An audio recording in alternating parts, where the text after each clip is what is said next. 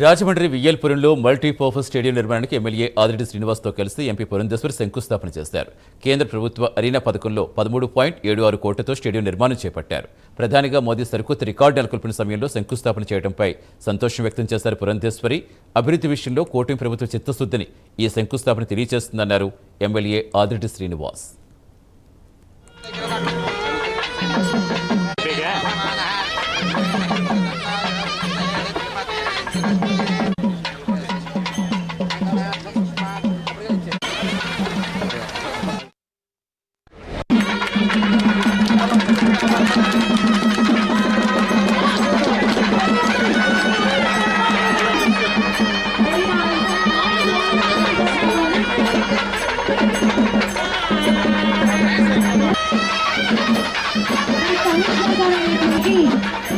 వరకు మరువలేనటువంటి రోజుగా నేను ఈ రోజును పరిగణిస్తున్నాను.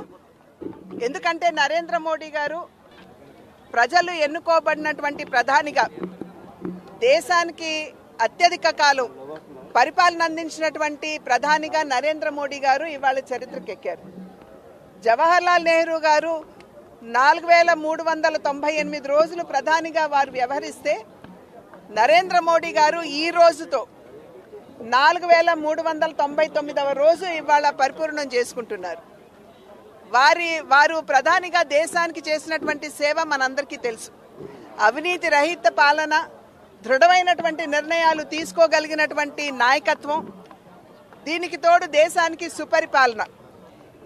ఈ 12 సంవత్సరాలు కూడా ఎన్డీఏ కూటమి నరేంద్ర మోడీ గారు ప్రధానిగా వారి నాయకత్వంలో దేశానికి అందించినటువంటి నేపథ్యం కనుక ఈ రోజు ఖచ్చితంగా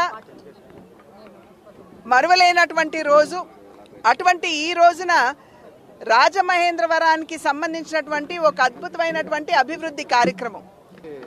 దశాబ్దాలుగా అనేక మంది రాజకీయ నాయకుల యొక్క కళ రాజమహేంద్రవరంలో ఒక మల్టీపర్పస్ ఇండోర్ స్పోర్ట్స్ కాంప్లెక్స్ నిర్మాణం అన్నది.